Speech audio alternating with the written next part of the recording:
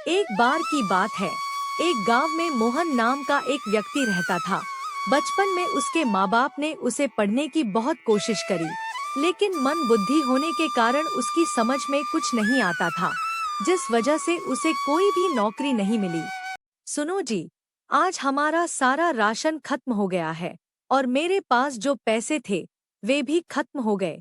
पता नहीं हम अब क्या खाएंगे। मुझे तो इस मोहन पर गुस्सा आ रहा है। अगर उसने बचपन में पढ़ाई की होती तो हमें यह दिन नहीं देखना पड़ता। मगर माँ, मेरी इसमें क्या गलती है? मैंने तो पढ़ाई करने की पूरी कोशिश की, लेकिन अब मुझे नौकरी नहीं मिल रही है, तो अब मैं इसमें क्या करूँ? अरे चुप, यह सब तेरी वजह से हुआ है। देख, गांव के सभी लड़कों को नौकरी मिल गई है, बस तू ही घर में निठल्ला बैठा है। कुछ काम वाम तो करता नहीं है, बस घर में बैठे रोटी तोड़ता रहता है। मोहन अपने माँ बाप की बातें सुनकर गुस्से में घर से चला जाता है। मोहन गुस्से में जंगल की तरफ चला जाता है। रास्ते में उसे एक बूढ़ा आदमी दिखाई देता है। मोहन बूढ़े आदमी के पास जाता है और कहता है, क्या हुआ, आप यहाँ पर क्यों खड़े हैं? बेटा, मैं बहुत थक गया हूँ। अब मेरे से ज्यादा दूर नहीं चला जाएगा, और मेरा घर यहाँ से बहुत दूर है। क्या तुम मेरा यह सामान मेरे घर तक पहुँचा दोगे? जी हाँ, क्यों नहीं। आप चलिए, मैं आपके पीछे पीछे आता हूँ। मोहन बूढ़े आदमी का सामान लेकर उसके घर पर पहुंचा देता है। बूढ़ा आदमी मोहन का धन्यवाद करता है और कहता है, बेटा, भगवान तुम्हें खुश रखे और तुम्हारी हमेशा मदद करे।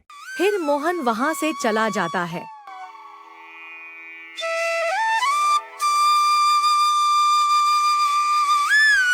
थोड़ी दूर चलने के बाद मोहन को एक साधु दिखाई देता है। मोहन साधु के पास जाता है और कहता है, क्या हुआ साधु जी, आप यहाँ इस जंगल में क्या कर रहे हो? बेटा, मेरे घर पर लकड़ियाँ खत्म हो गई है।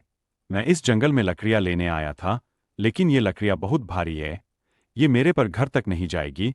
क्या तुम ये लड़कियाँ मेरे घर तक पहुँचा सकते हो? जी हाँ, चलिए, मैं आपकी लकड़ियाँ आपके घर पहुँचा देता हूँ।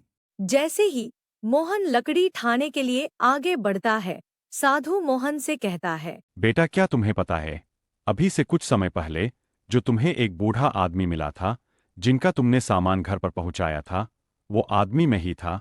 बेटा, मैं कोई मामूली साधु नहीं हूँ। मैं तुम्हारी परीक्षा ले रहा था और तुम इसमें सफल हुए।